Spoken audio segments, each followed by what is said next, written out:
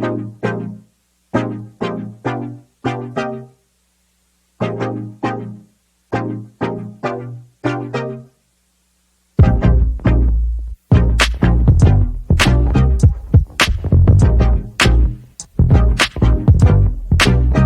time everyone saw us and heard from us. Mm-hmm. There we go. We were reviewing Dark Side of the Ring, episode 3.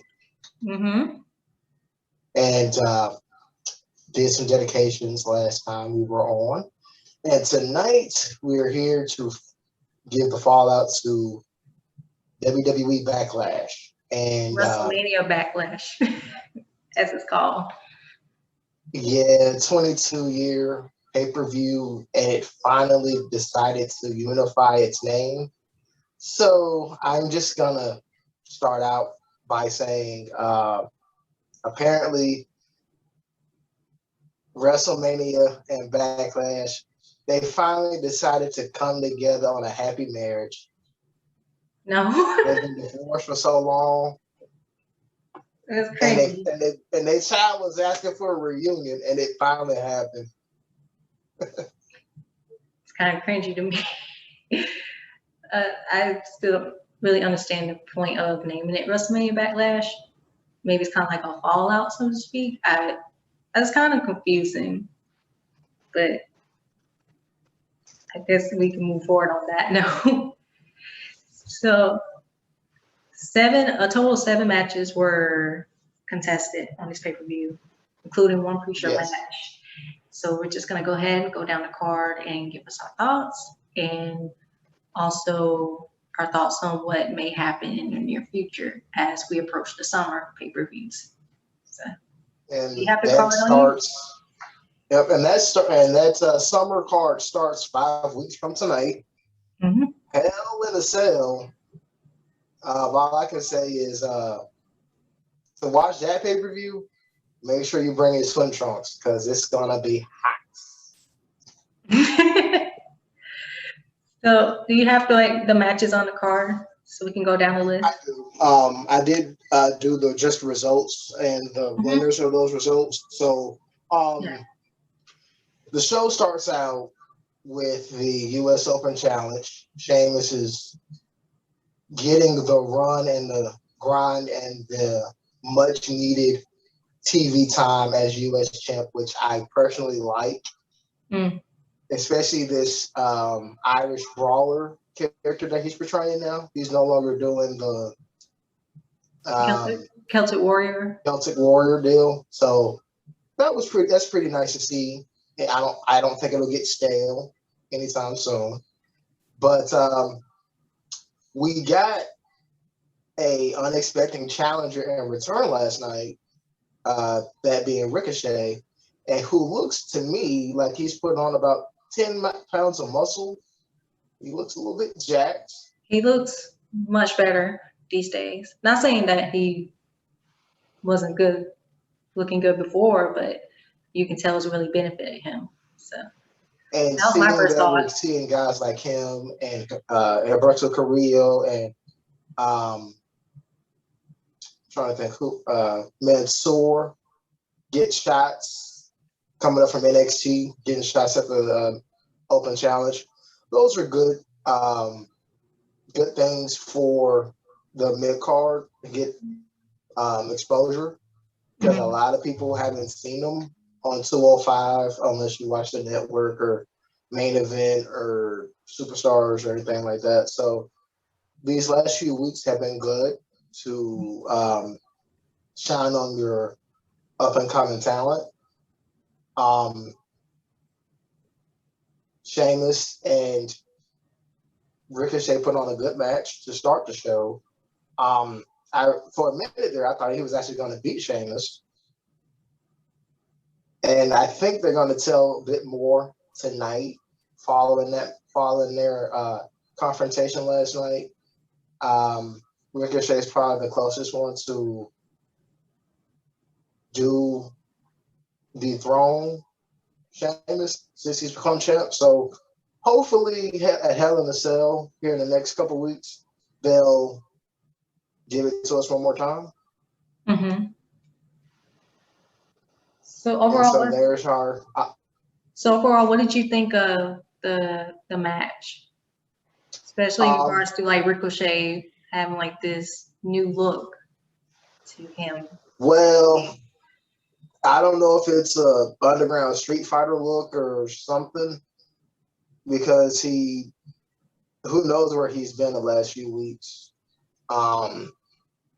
Because the last time we saw him, he was in storyline getting bombarded by Retribution. Mm-hmm. And then Retribution now is being disbanded and separated between Raw and SmackDown. So it was kind of a limbo storyline. Like, okay, so we're just going to keep you off TV for a minute so we figure out something out. Mm-hmm. And like I said, to see him come back in much more buffer shape, pretty good storytelling. I'm assuming that good showing will get him rewarded, and I'm hoping I'm not sure, but is he one of those superstars that are possibly on the way out? You mean like, what do you mean by out? Like out of the company, or There have been a list of people that have there've been some rumors. Contract negotiations coming up, and their deals happen to expire this summer. Ricochet his name came up a few months back. Daniel Bryan recently, his name's come up.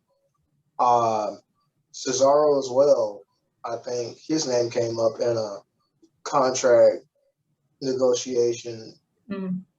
His time might be up, and they haven't decided on whether to renew his contract or not. So hopefully we'll get some more details on that.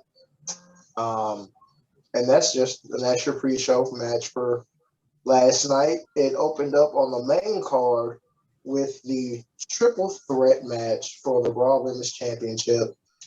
Rhea, Asuka, Charlotte, and luckily, no 𝘞𝘳𝘏𝘕𝘐𝑜𝑟illa Deville. I was personally hoping that she was going to be involved in some way, shape, or form. So I was surprised that she wasn't involved, being that she has something going on with Charlotte. I just wanted to see where they're gonna go with that. So maybe they'll expand on it a little bit in the next couple of weeks. But I was a little surprised that Sonya didn't get involved. Well, if they do, I'm actually going to do something that's very, very unlike me, and I feel bad for doing this, but then again, I don't. What are you gonna do? Oh God, I feel so bad for having to do this. I really, really, really do. What are you gonna do? Charlotte Flair, with your storyline coming back from COVID, missing WrestleMania, boo-hoo-hoo, crying and complaining, woe is me storyline right now, I have to give you this just because. Because tonight, we gonna hear that tonight on Raw. Oh, I didn't get my title shot. I didn't get my title shot championship win like I expected to. So for that coming out, she's actually going to get this here. Unfortunately. Oh boy. Just a second. She's going to get this here, which is very, very sad. Oh boy, what is it? Let's make sure we get that there.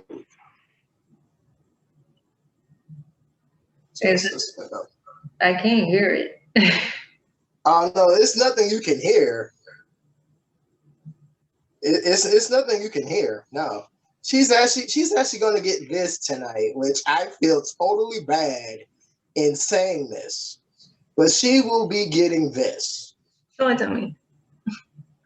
Oh. There we go. She's going to get this here. What? She's going to. Oh no, you're frozen. She's going to cry me a river. Not the Justin Timberlake meme. Yes, she will be crying a river tonight. No one would have been worse if you actually played that song. Then I would have like fell out laughing. But she's going to cry me a river. And what are they going to do with her after that is beyond me.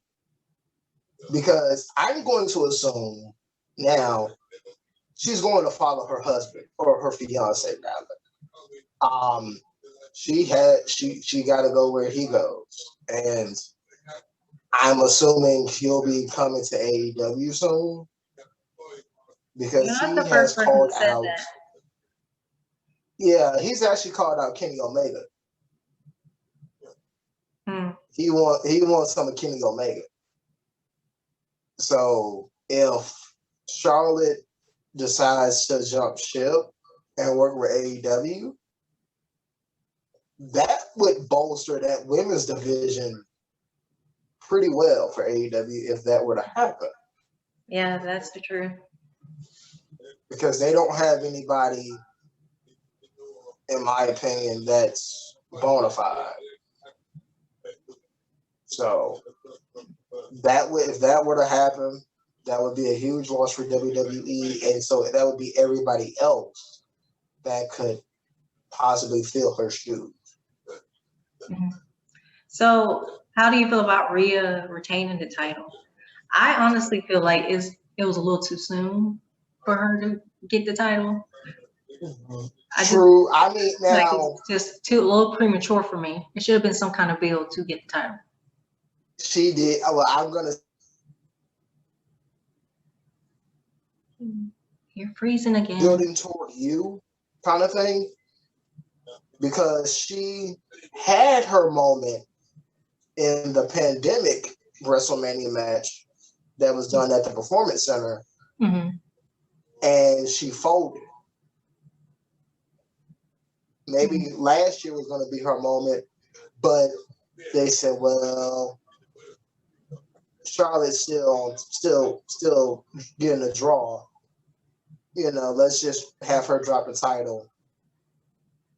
So, you know, that was something I think they ended up doing. They said, well, last year, no, but this year with you and Bianca, I think we're going to give y'all the championship. We're going to build around y'all. And something tells me down the road, we're going to get the third member of their trio that didn't do a whole lot of NXT, Rhea Gonzalez. The main roster down the road. Raquel Gonzalez, yeah. Somewhere down the road, we're going to see her, and she is a bad mamma jamma. They did a great match. They did a great match last week with her on NXT. So if she comes up, I'm going to expect or see their trio be on either Raw or SmackDown. I'm not sure how they'll do it, but they may have to make one of them drop a title to do it. They may have to. Mm-hmm. So that's the fallout from the Raw Women's Championship. Asuka has been floundered now. Yeah, it's so sad. That's why I kind of wish she retained at WrestleMania, being that she was like the champion throughout the pandemic. And then I just kind of feel like she really need to have her WrestleMania moment. Because if I recall, I'm not sure if she's won at WrestleMania. I know she's had a couple matches. She's only done two. If I'm remembering correctly, I believe she's only done 2 WrestleMania matches. Yeah, she did. She ended her undefeated streak against Charlotte, and that was for SmackDown Women's title, I believe. And then this was WrestleMania 34 3 years ago. Mm-hmm. Yeah, so that's why I was just like, I was a little bummed out that she lost. Like, I have nothing against Rhea. Like, I'm still like getting into her. I just feel like it's been like premature. Yeah. I believe she's 24 years of age, so she's still growing. Yeah. As a wrestler, and I didn't know this, but the current roster of females have been together now for 5 years. They all shown some signs of talent in the first ever Mae Young Classic. So it's not anything uncommon that they've been in the spotlight for a while. Yeah. May not have been all of them may not have been champion, but they've shown that they can be built around. So, who knows? Mm-hmm. Yeah. So that's the fallout for the first match. And the second match, I believe it was for the SmackDown tag team titles, if I'm correct. Yes, and congratulations to Rey Mysterio and Dominic. Viva la Raza. I am so excited for that because for those who do not know Dominic Mysterio, he was in the most heart-wrenching storyline in professional history. And that was the Eddie Guerrero versus Rey Mysterio storyline. That was one of my favorite storylines. And you talk about a storyline that Maury would have gravitated for. Forget the storyline of whose baby it was between Rick and Lacey. This one was heart-wrenching because it made people really love Ray. If you didn't like him for just his high-flying ability, this one, that storyline made you realize what kind of man he is. Yeah, and just to add on to that, I'm sorry to interrupt, but Rey Mysterio, he's more prominently known for his wrestling ability, but not necessarily his ability to, like the storytelling piece in regards to like a storyline, like the promo. But in that storyline, I think that was some of his best part because it really like hit him. And it was really realistic for him because it involved his son. And that's what like really pulled at your heartstrings. And Eddie, he was just absolutely incredible. May he rest in peace. But he cut the right promos. It just ticked everybody off. Like I still have that slogan in my head, like I'm your papi, Dominic, and it still makes me mad to this day, even though I know like it's not true. You talk about making somebody vulnerable, making somebody fall to their knees. It even had Michael Cole and Taz at the time. They were the SmackDown commentary team.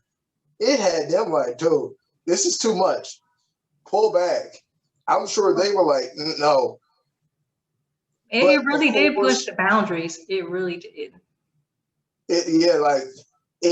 And when that.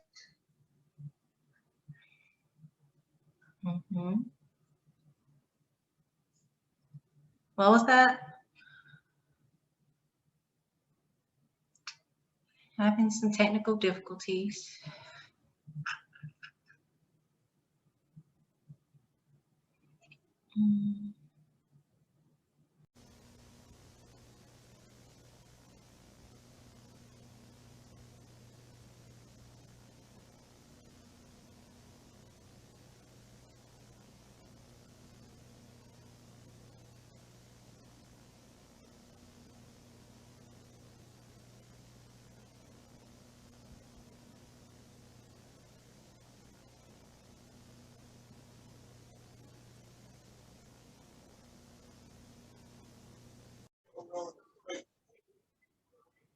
Okay. You had froze, so you're good to go now. Okay. Making sure. Hello. Go ahead. We're good. That's what editing is for. Yes. So yeah, for those who don't know that storyline, 16 years ago, I highly recommend looking at the SmackDown library once it gets completely added to Peacock. Look at the summer of 2005 between the Great American Bash and SummerSlam. Yeah. Yes. Nobody knew who Dominic was until SummerSlam. And he looks so much different than he did as an 8-year-old. He's now, what, 25 now? 24, yeah, around that ballpark, yeah. And he's so I'm much like, taller than his dad. It's insane. That's what I'm saying. When I first saw him, I was like, this can't be him. It's how many kids can say that they piggyback their father to work?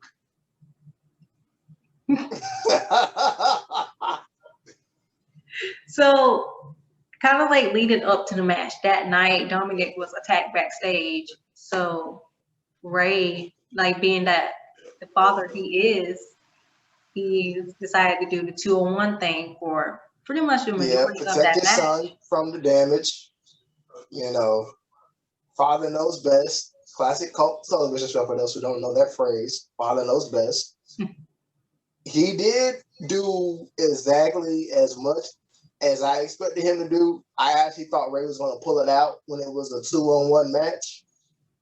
I had no idea that Dominic was going to gut it out. I was actually expecting I was expecting somebody else to come out and save the day for Ray, to be honest. I was expecting that. And it were you expecting anyone in particular? Or just anyone? If he's still in good shape, and if it was like a call, it would have been cool to see Chavo Guerrero just come out of left field and help Ray. That would have been interesting, to say the least. That would have been dope. But like I said, I guess the heroic Rocky moment, Dominic come down the aisle. He's pleading to get in the match. He gets in, hot tag, and history's made 10 minutes later with a picture perfect frog splash that even Eddie, I'm sure he was smiling down like, yeah, I'm good. I helped raise my nephew well, so for them to win the championship was absolutely beautiful. And the first father and son duo to ever hold and probably in WWE. And probably the only father-son duo that's going to do it. And he did say if he were to win the tag team championship, that'll eclipse everything that he's done in his career, the multiple cruiserweight championships, the multi-world championships. I hope they continue the run as the champs. And when it's time for Ray to hang him up and say goodbye, I do hope that Dominic can hold the mantle and,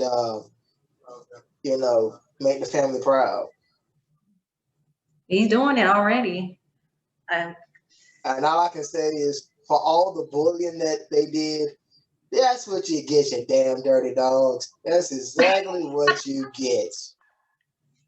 I wonder what's going to be next for that team, though, because they've been teaming for quite a while. And I feel like they're more or less single stars than anything. So I wonder what is going to be next for them, assuming that after they get their rematch, because I know that's going to happen.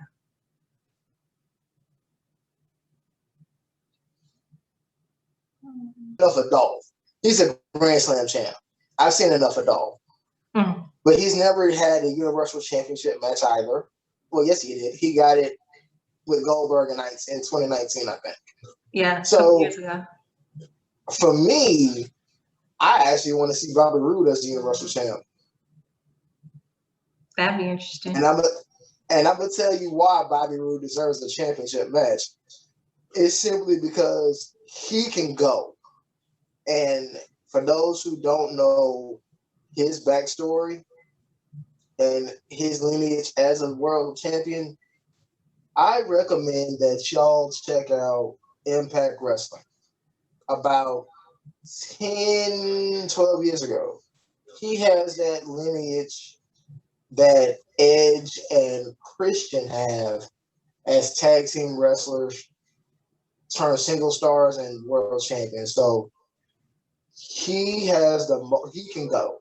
There's no and ifs or buts about it. If he don't get one, shame on WWE for not letting that happen.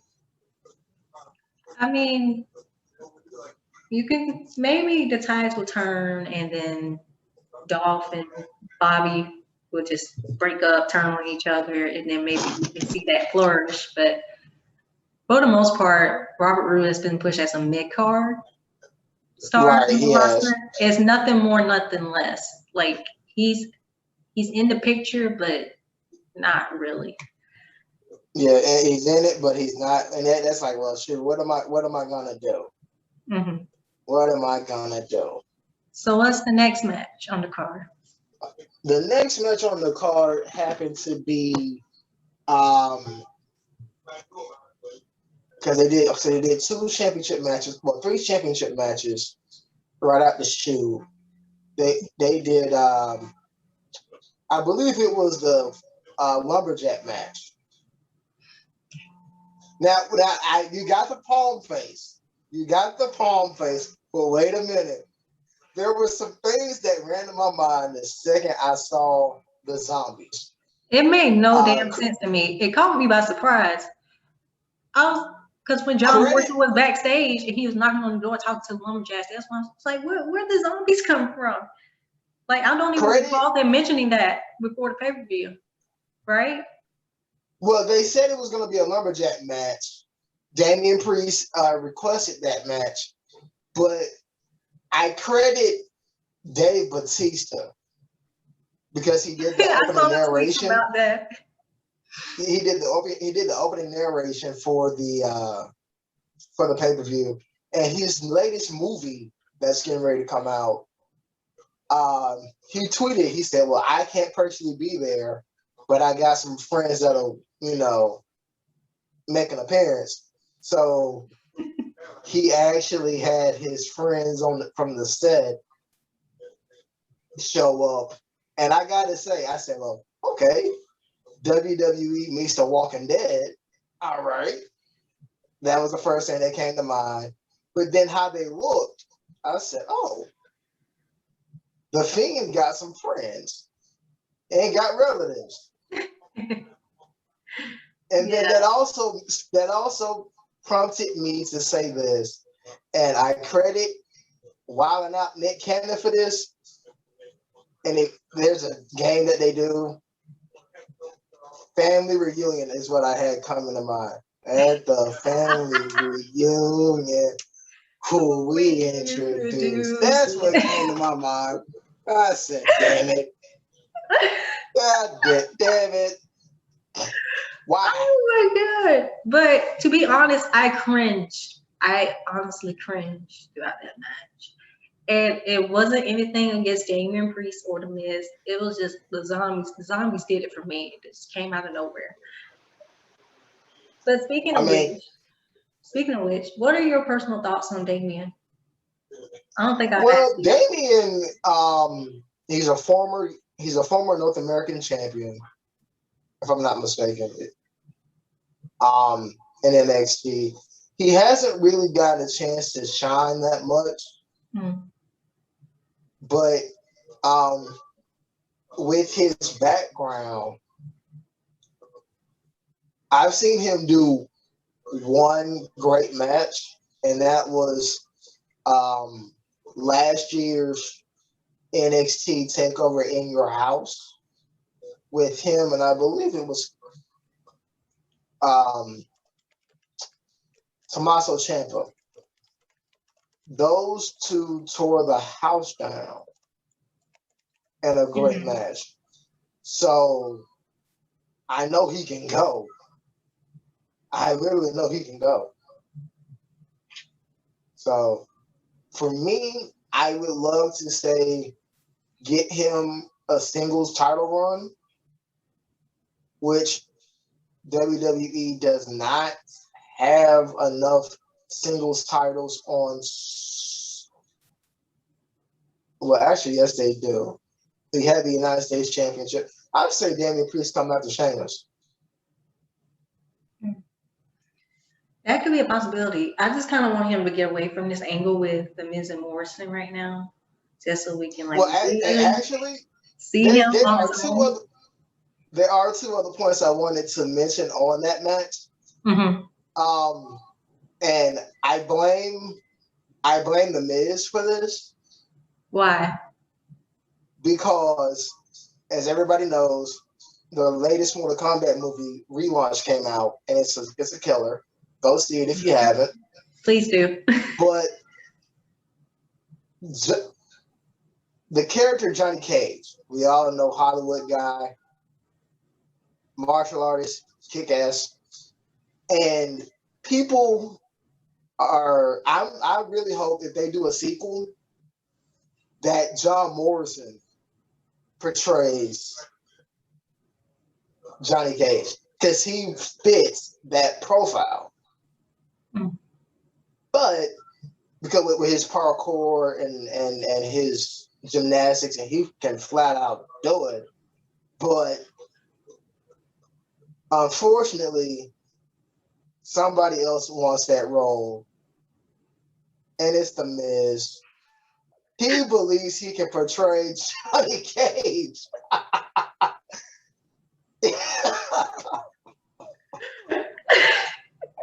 He believes he can portray Johnny Cage. No comment. And I'm like, no.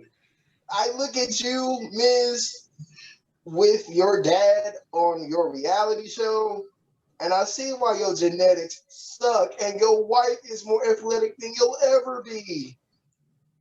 That's the real tea. Shame, dirty shame. All right, we're gonna move on that note. Or we be roasting Miz this whole hour. So let's keep it quick. Right. What's next on the card? The next on the card is Bianca Belair and Bayley. And Bayley, with this heel run that she's doing, she badass, without question. I like her more as a heel than a baby face. I feel like it really fits her well, and she's really grown into that character. So I agree. I genuinely enjoyed the heel turn. And I kind of don't want her to turn back face if that were to happen. I just want her to stay. I mean, now how would you sell her? Now, how would you sell her as a baby face with short hair and the attitude that she's carrying right now? Oh, you couldn't. That's why it's like night and day. It's like that's why I honestly enjoy her heel turn more rather than like the baby face, because it was enjoyable, but there were elements where it's just like, okay, I knew she could do more than this. And she really like brought that fiery emotion out of her when she turned heel.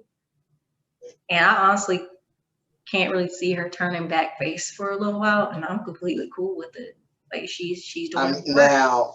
I know she has had the second longest women's title reign. She's the longest reigning SmackDown. Yeah, she's the longest reigning SmackDown Women's Champion. Period. But I think it does come second behind Becky Lynch's Raw Women's title reign. If I'm not mistaken, don't quote me on that. Well, no, actually, no. Well, no, actually, Asuka had it for a while, a good while up until. You mean like at NXT? Asuka's NXT reign? SmackDown Asuka. She held that championship for a minute. She did. Asuka's had really long reigns. I think she beat Naomi for that championship, and ran with it for an entire year. If I'm not mistaken. So the lineage is a bit confusing. There's been like I gotta say, Bianca is talented. She is a go-getter. I love Bianca. But I'm questioning how long will it be before the fans get tired of the girlhood dream that comes true for her. Oh, there are going to be people that's going to get tired of it. And I'm not saying I already see it now. Like, people are enjoying it. But after a while, people are like, hey, it's time to move on. And the reason I'm saying girlhood dream is because the last time we saw a dream championship get fulfilled was WrestleMania 12, 1996, the boyhood dream of Shawn Michaels. And for like 6 months, it was good. It was fresh. It wasn't stale or anything like that. But the pandering that came behind it got stale. So they were happy to get the belt off of her. So what I may be saying is at some point in time, if they turn Bianca heel, that's the way you bring in Raquel Gonzalez. As a face? As a heel. So heel versus heel.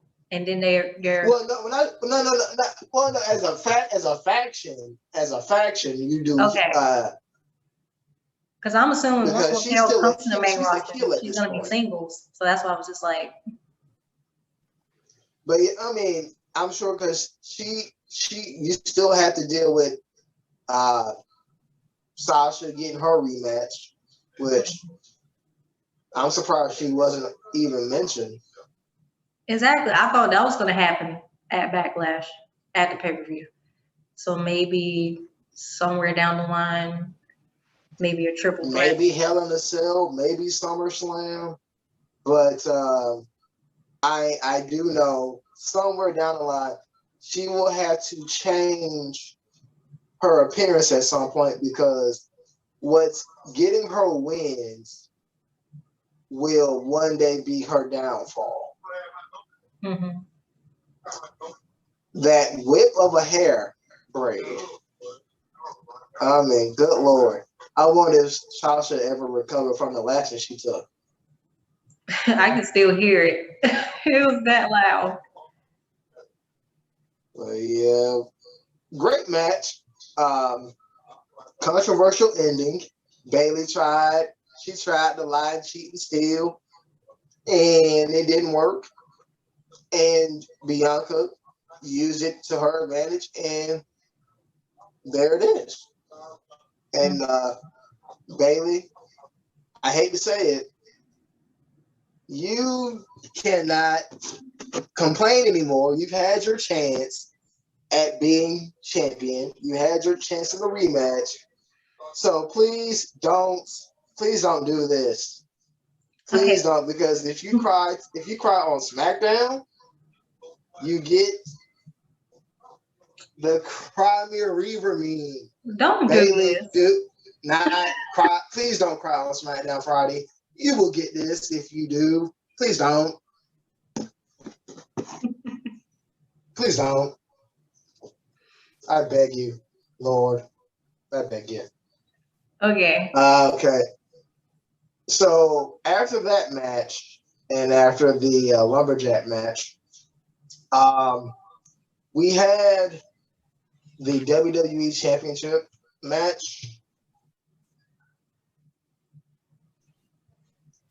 Braun Strowman, Lashley, and Drew. And before we get into that match, the stat that I read on the three of them made me go, wow. And the stat was, it was on IG. Somebody posted it or tweeted it, and I just happened to save it. Combined 920 pounds between the three of them in that match. 17 combined world championships between the three of them. And that's impressive.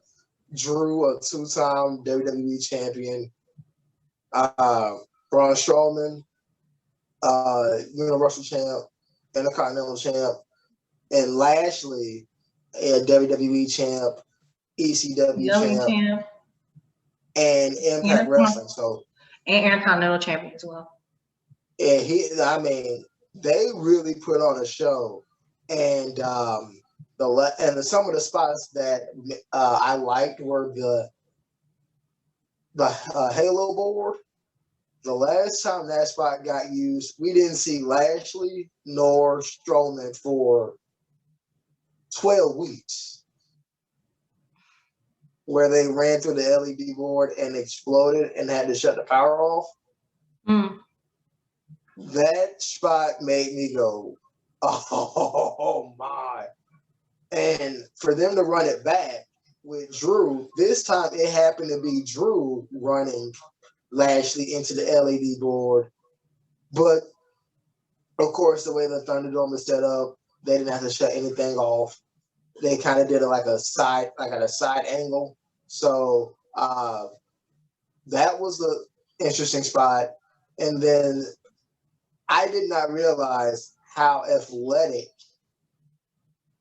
Braun Strowman was. He is really athletic, man. Like, what are you doing? You're 350 pounds. What are you doing? Doing a somersault? I mean, I remember at the Royal Rumble, 2020 Royal Rumble, where he did this spot where he actually did like a missile drop kick or some kind of drop kick in the middle of the ring.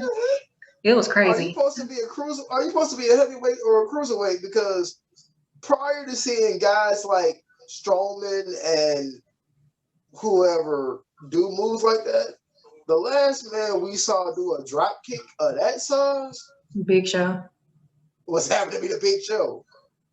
And this he was 500 pounds doing that. Right. And my God. Big Show and Vader, Bam Bam Bigelow, those men were doing drop kicks, insecurities. Them ain't your dinosaur big men. Them are your modern day big men. And then Drew McIntyre being 260, I never thought he would be able to do cartwheels or a moonsault, being acrobatic. And actually, I can say the same for Lashley, but we saw him in Impact Wrestling doing that stuff. WWE kind of limited him a little bit. So that's the fact that Bobby retained with no interference from MVP, a clean win. I like it. Good. That's the stuff I like, because sometimes interferences from managers or people in your faction can get out of hand. So it's always refreshing to just get a clean win without that assistance. So I was happy with that. And so that was your semi-main spot. The main event was your Universal Championship match, and I call this match Swiss Superman versus the Tribal Chief Superman. You could just say the Tribal Chief. It's fine. I mean, that story, the way that they were going at it, and Roman mocking Daniel Bryan during the spot, I said, well, Daniel Bryan is going to get eager to come back, and he's going to avenge or cost Roman the championship down the road at some point. I do think now that the Usos are back on television, I'm glad to see Jimmy be involved with this, because Jay being the right-hand man, he's getting punked. Well, it adds a different element to it. now that Jimmy's back, it's gonna be like kind of like that tug of war, essentially, between Jimmy trying to get Jay back, you know, to being the Usos and going for the tag titles, and then you know, Roman kind of basically saying, no, I want you to be my right hand man so I can keep this title. But there's some ways that you can go about this though. Being that Roman's still the champ now, maybe Jay can be convinced to go back with Jimmy. They can team up and then start a rivalry against the Mysterios. And that could be like a bloodline versus bloodline kind of deal. And we can go about it that way. And well, you know, that can add gold to the faction. But then on top of that, we still have like that issue of Jimmy trying to one up Roman. So what if they try to put Jimmy against Roman like they did Jay against Roman for the title? I mean, the way that it's looking, yeah, the way that it's looking, you know, Jay being the right hand man and then Jimmy being nobody's bitch. Mm-hmm. Basically, I'm gonna say it like this: the right hand man don't let the left his left hand hanging. So you know what they say about right hands leaving left hands out. So yeah. I think the way that they did, just before Roman had walked out, telling Jay to stay in the back and go find your brother, maybe at some point Jay will say enough is enough, berating, and he'll probably will cost Roman the championship, and then who knows? But I just feel like if they're gonna do this whole bloodline thing, have them take the gold. It's kind of like what the Shield did when Ambrose was a U.S. champion and Reigns and Rollins with the tag. Have all something like that. Do something like that. Yeah, and your point of the Mysterios against the Usos, that would be dope. That would be dope. But the team that a lot of people have said that they want to see go against the Usos, Street Profits. See, now we can go that route too. Like there's a lot of possibilities now with the Usos back. It just is going to shake up the tag team division a little bit, you know. Yeah, me personally, I say do a tag team tournament match for the SmackDown Championship over the next few weeks, and the winners get a shot at the Mysterios at Hell in a Cell. Mm. So that would include Alpha Academy. That would include the Dirty Dogs. That would include the Prophets. And that would include the Uso Penitentiary. If those are the four teams, and you do it elimination style, where one member remains, not one. If one member gets eliminated, then both members do it. It'll be more drama to it, because it kind of defeats the purpose of having that happen. So, you know, because it was cool to see a triple threat tag team ladder match last year at WrestleMania between Morrison, Uso, and Kingston. And I don't know where Jay was, but Jimmy ended up doing that match. And that's how he blew out his knee and he was gone for 14 months. But I think that could happen if they put that kind of stipulation in. So, you know, it would be something. Yeah, I'm just thinking like all the possibilities that can happen. And that's actually a good thing, because it's just like, it kind of gets me invested in what's going to happen next. But another thing to really think about is that now that Reigns has defeated Cesaro, who's next? Now, I have to give Cesaro a hell of a lot of credit. He did his thing. He did really great last night. I thought he was just another technical submission specialist that would grind you out. Oh, strong man. He's always been a strong man. From like Ring of Honor. And he does that too, but I have never seen, I don't know, he's like what, 250 pounds? He has to be 250. Something like that.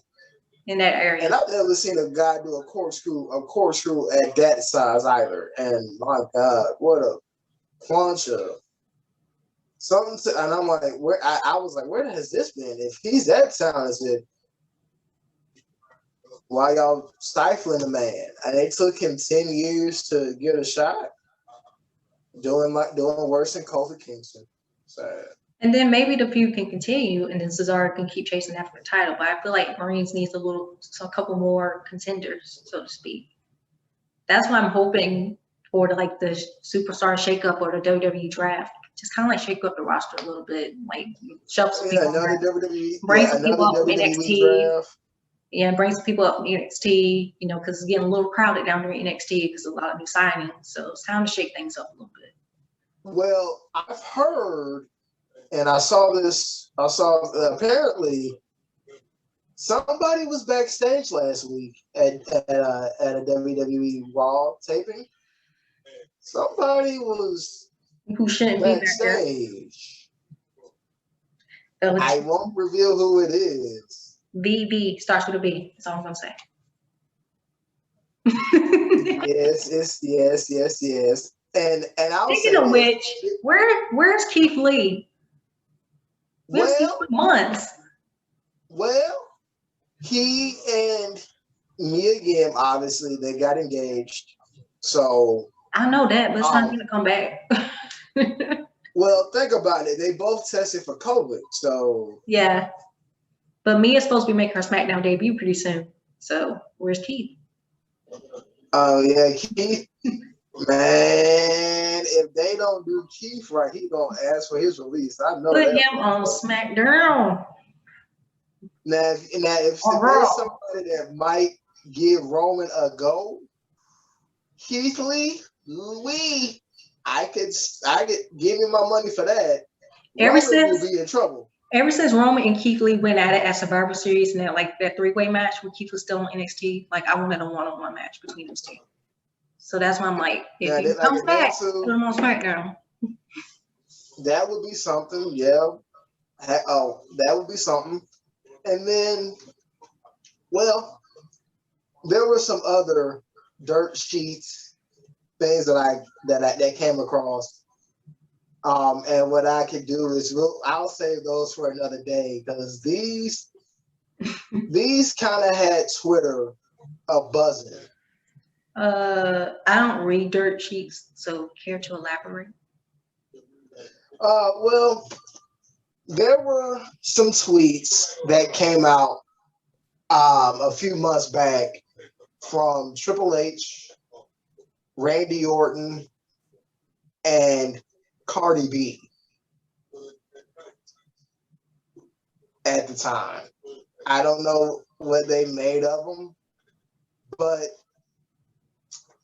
Cardi B at the time, Sasha was champ, was wanting some of that smoke, saying that can't nobody do swag like her, better than her.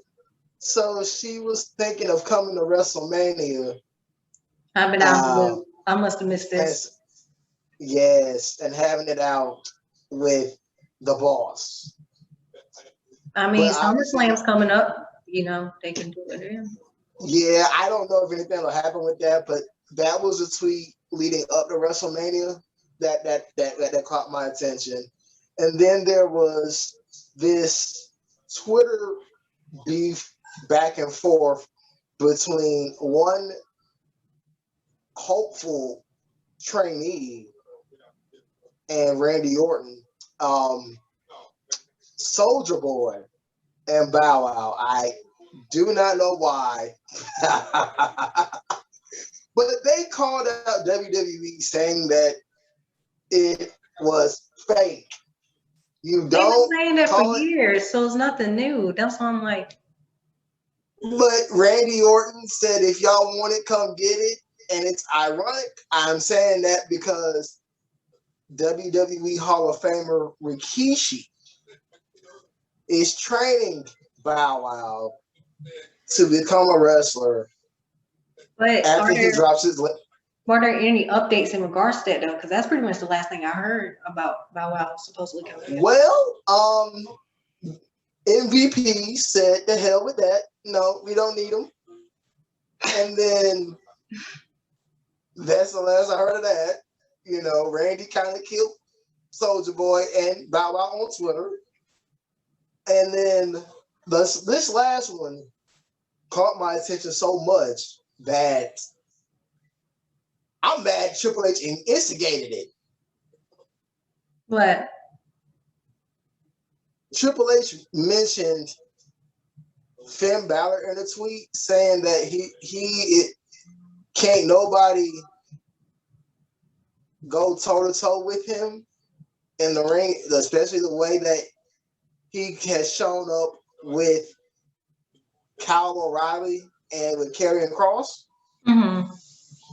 And the person that came to mind that he said, I hope we can get him in WWE. I'll say this, if that were to happen, WWE would get totally notorious. And who would that be? Triple H wants to do business with the notorious Conor McGregor. They ain't ready for Conor. Especially if it's like pre-Mayweather Conor. Nah, they ain't ready for Conor. I promise you. Pre-Mayweather Conor in WWE. They ain't ready for it. Ooh, he already talked crap about WWE a couple years ago and got a couple superstars mad. So imagine him actually. Well, yeah, that incident that happened between current heavyweight champion Tyson Fury and Braun Strowman on the premiere episode of SmackDown when they moved to Fox got a lot of people hyped. And then to see them in a wrestling match and Tyson be able to hold his own, I mean, I would love to see them two be a tag team if that were to happen. But for real, they ain't ready for Conor. No, I see, because they haven't mentioned anything else since then. But if he were to come, take my money, because Conor is a mess. He's hilarious. I mean, if they can work with Floyd and Mike Tyson, yeah, if they can work with Floyd and Mike Tyson, they can work with Conor. Watch him come here. Watch him. I don't know when, but he probably gonna come strolling in. He's gonna come strolling in with his homies from Ireland, and it would be something to have him and Sheamus be a unit too. Them boys, that would be something there. But overall, though, how would you rate this pay-per-view out of 10? Well, on the championship matches of everybody to retain and that those be expected, I would give it a 5 out of 10 because those were expected. I don't think they want to have them drop the titles now, and they build up a lot of momentum, so that's expected. But of course, the moment of the night is going to get a 10. That is Ray and Dominic becoming the first ever father and son tag team to win a championship. That moment alone gets a 10. Just that moment alone gets a 10. Yeah. So I would probably give it 6.5. That was kind of what I was gonna say too. 6.5. There are some matches that I wasn't entirely invested in. Like, for instance, the Raw Women's Championship match. Like, I have nothing against those 3 ladies. I just feel like it's kind of like a misplacement of booking, so to speak, because I really believe it's too soon for Rhea to hold a championship. So there's that. And then, the cool moment with Ray and Dominic winning the titles. That was just, that lifted my spirits. It just really lifted my spirits. And then, of course, my favorite match of the night was Reigns and Cesaro, because as someone who was a Cesaro fan before he became Cesaro, he was in Ring of Honor. That was my reintroduction to Cesaro when he was a part of a tag team, Kings of Wrestling. They were the longest reigning tag team champions in Ring of Honor's history. I think they still are. They still hold that record. So I was introduced to him through that promotion. So just seeing him come up and then finally in that main event spot for the main title, that was just like an incredible moment for me to see. For someone who's been a fan of him for years, and then of course Roman, because I've just been really enjoying Roman's work as a heel. And in general, I really enjoy Roman's work. But now it's just like I'm more invested in Roman now than ever before in his entire career. So that is, to me, was like the match of the night. And I'm just like really interested to see what's going to happen between both Reigns and Cesaro when it comes to this title. So I'm with you. I'd give it a 6.5 out of 10. And actually, I do have one suggestion for WWE. Shake up the commentary team, please. Shake up the commentary team. I love Pat McAfee. I like Pat McAfee. Give me Pat and give me Corey. Give me Pat and Corey, and we're good. Yes. That's it. Finally, someone said it. I was thinking the same thing. Pat and Corey, because Pat and Michael did not gel together at all. It's like, bro. No, if you check this out, if you have not seen or heard some of his commentary on his IG page about his own radio podcast show, oh my Lord, he is funny. Please watch this show. The man is just oozes charisma. And if you have not, please watch his stuff on NXT. Like it was lit. I really enjoyed it. It was funny. I mean, Pat, he was Pat and Corey. He was living rent-free inside of Adam Cole's head. Hey, rent-free. You know. And just give us those two guys on SmackDown. Michael Cole, you just be pay-per-view guy. Okay? And the guy that came in recently for Monday Night Raw, I think he's a former ESPN analyst and commentator. I don't know his name that much. But I like him too. He's a lot better than Tom Phillips.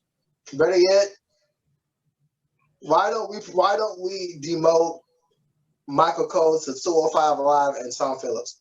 Nobody seems to like y'all. Michael Cole's been there for 25 years. They're not going to do that. Well, I mean, it's either that or recall DX to give Michael Cole an atomic wedgie. Because that's how I saw Michael Cole. A scrawny little kid getting an atomic wedgie from DX. Dude, you're not going to do that. But I do want to see Pat McAfee and Corey Graves commentate something together. Maybe the next pay-per-view. I hope so. Better yet, do it next year's WrestleMania and this year's SummerSlam and this year's Survivor Series. That'd be lit. That would be funny. Because all it would be is a roasting session. And we don't get many roasting sessions on commentary anymore. We need that. I miss that so much. I live for those moments. But yeah, I think we can cap it off there. So we got a lot of content coming, with the next pay-per-view, Hell in a Cell, in a couple weeks. Dark Side of the Ring was like an ongoing project between us. So our next video, we will actually be reviewing Dark Side of the Ring episode 4, which focuses on the collision of Korea. And for those of you that don't know what that is the joint event between WCW and New Japan Pro Wrestling. And the event took place in North Korea. It still holds the record for the first and second most attended live audiences in pro wrestling history. So they're gonna go into detail about that and hopefully have some, stories from people who actually wrestled at the event and were involved in that process. So stay tuned for that. Definitely bring your passports and your dictionaries. This is gonna be a fun episode, y'all. Yeah, a lot of research too. A lot of research. Do some digging. But yeah. Oh, definitely. 8 o'clock. Well, I'm sorry, 9 o'clock. 8 o'clock Central Time. So, that's that. We got NXT tomorrow night. We have the Fallout from Raw tonight. We have SmackDown on Friday and a alternate schedule for AEW. AEW will not be viewed at its scheduled time for the next few weeks due to scheduling conflict with the NBA and TNT. They will be starting their playoff postseason in the coming days. So anybody that is going to be looking for AEW, stick to your YouTube channel, I would say, for their YouTube channel shows, and possibly highlights of Dynamite down the road. So yeah, so I think with all those news and upcoming content, I think we can sign off on that note. And thank y'all for watching.